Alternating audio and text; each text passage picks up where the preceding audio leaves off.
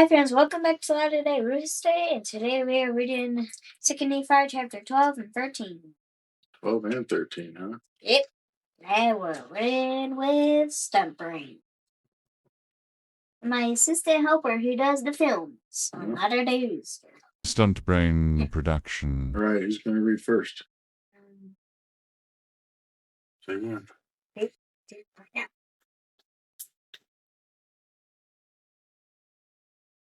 All right. 2 Nephi chapter 12. The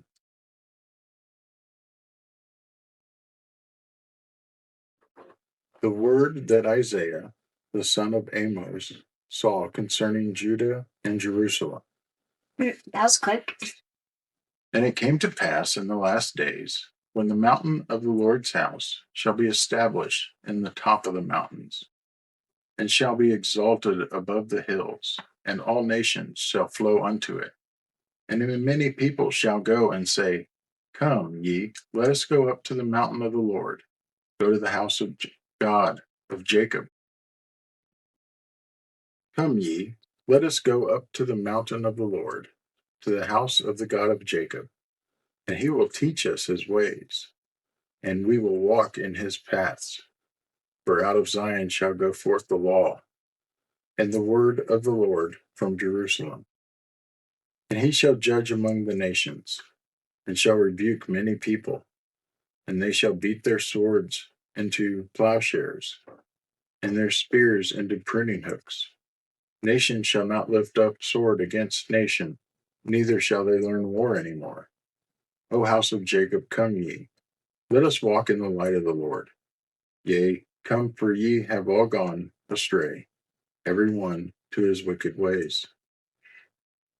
Therefore, O Lord, thou hast forsaken thy people, the house of Jacob, because they have replenished from the east, and hearken unto soothsayers, like the Philistines, and they please themselves in the children of strangers. Their land also is full of silver and gold, neither is there any end of their treasures. Their land is full of horses, and neither is there any end of their chariots.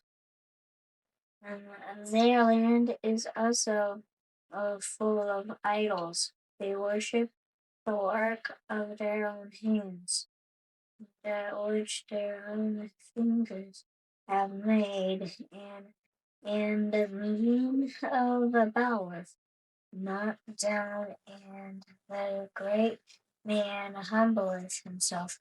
Now therefore forget him not.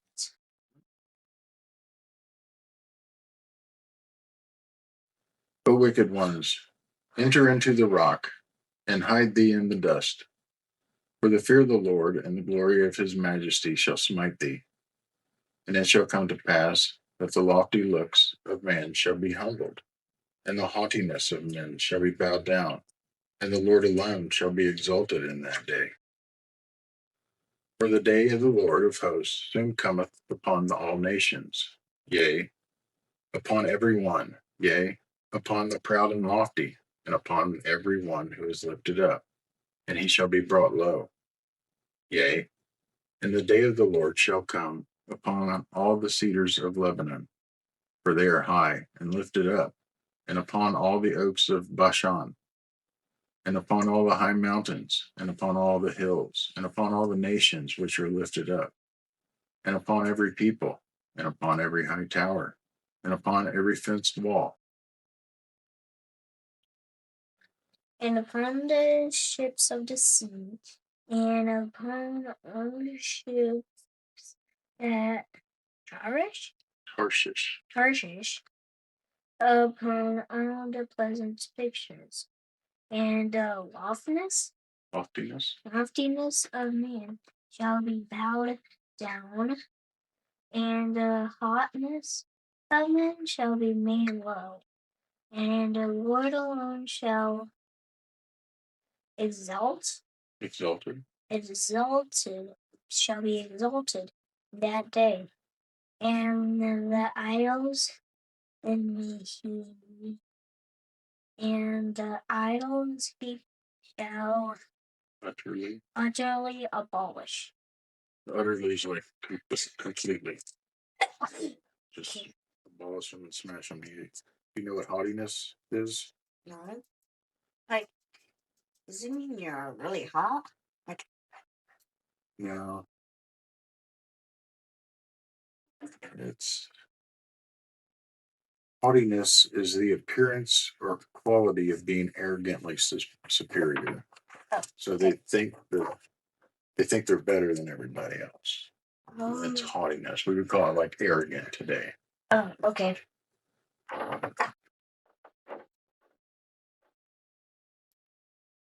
And they shall go into the holes of the rocks and into the caves of the earth, for the fear of the Lord shall come upon them, and the glory of his majesty shall smite them, when he ariseth to shake terribly the earth. In that day man shall cast his idols of silver, and his idols of gold, which he hath made for himself to worship, to the moles and to the bats. Go into the cliffs of rocks, and into the tops of the ragged rocks, for the fear of the Lord shall come upon them, and the majesty of his glory shall smite them, when he ariseth to shake terribly the earth. Cease ye from man whose breath is in his nostrils, for wherein is he to be accounted of? And that's 2 Nephi chapter 12. Well, I was only like 22 verses. All Right. we gotta do 13. Do you want to start it since I finished? Mm-hmm. Rock, paper, scissors.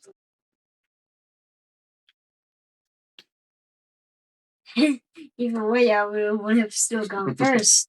For behold, the Lord of hosts, doth okay, doth take away from Jerusalem and from Judah the stay of the staff, and the whole staff of bread, the whole stay of water, the mighty man and the man of war, the judge and the prophet, and The prudent. and the prudent, and the accident, Ancient. and the ancient, the captain of 50, and the honorable man, and the counselor, and the cunning afflictor, and the appointed author. The cunning artificer and the eloquent orator. Oh, okay. So the cunning artificer, I'm not sure what that means. Let's look it up. So a cunning artificer is a highly skilled craftsperson or inventor who uses clever or often tricky or deceitful methods to create ingenious devices or achieve goals. Oh, okay.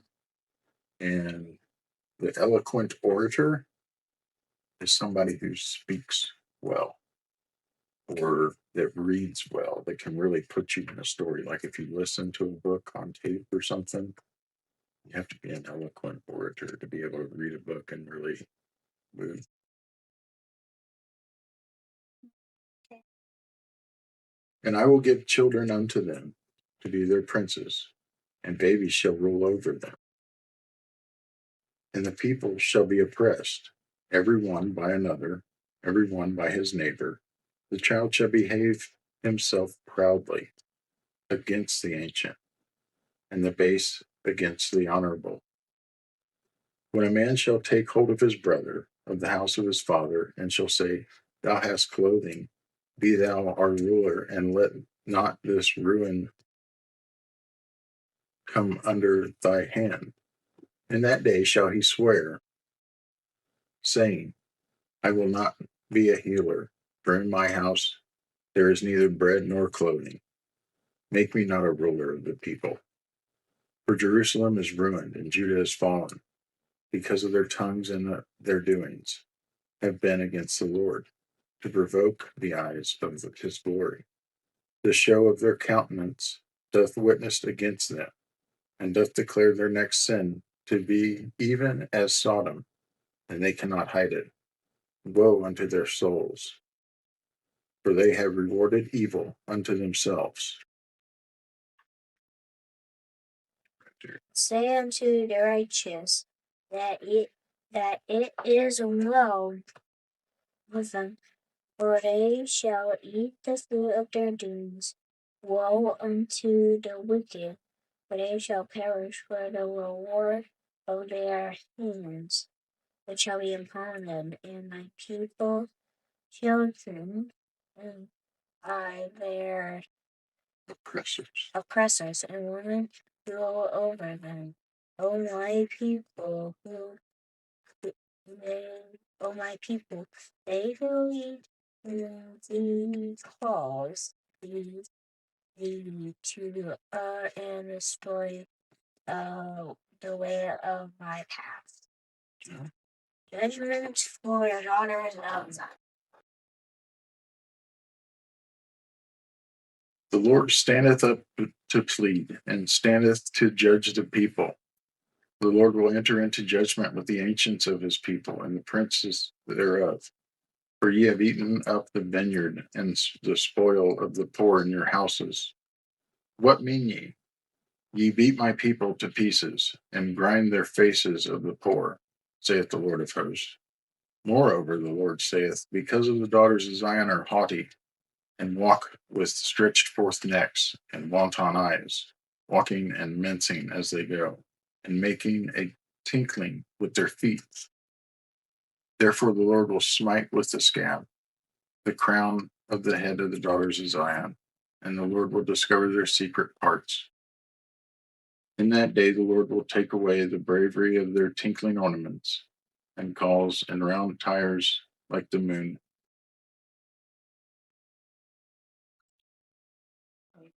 The chains and bracelets and mufflers. I was thinking I found those muffins. Why is he talking about muffins?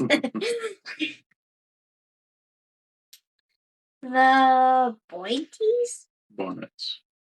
The bonnets and the ornaments of the legs, and the headbands and the tablets, and the earrings, and the rings and the nose jewels. That was quick. And the changeable suits of apparel, and the mantles, and the wimples, and the crisping pins, and the glasses, and the fine linens, and the hoods, and the veils. And it shall come to pass, instead of the sweet smell, there shall be stink. And instead of a girdle, a rent. And instead of well set hair, baldness. Oh. And instead of a stomacher, a grinding of sackcloth. What is that? I'm not sure. Huh. Let's see, 13. So a stomacher is a V-shaped piece of decorative cloth worn over the chest and stomach of men and women in early on. So instead of that,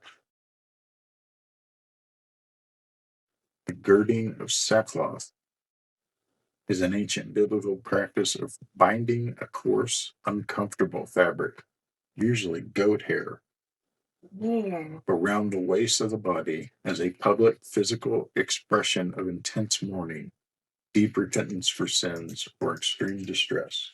So they're trading that nice thing for this. Thy men shall fall by the sword, and thy mighty in the war. And her gates shall lament and mourn, and she shall be desolate, and shall sit upon the ground. And that is 2 Nephi chapter 13. Boom. And boom. Level up, level up. Right. What time is it? Joke time. Joke time. I like telling dad jokes, even though I'm not a dad. I'm a fox paw. Foxpaw? Yeah. What? That means fake pop. That Oh. means fake dad. A faux paw. Oh, a faux paw. Faux paw. Yeah, I always think it says fox paw. Yeah, it's spelled kind of funny, huh? Yeah. That was pretty funny. Yeah. All right. Why do melons have weddings?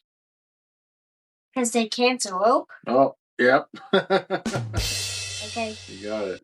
So, That was a good episode, huh? Yep. See you next time on Latter-day Rooster.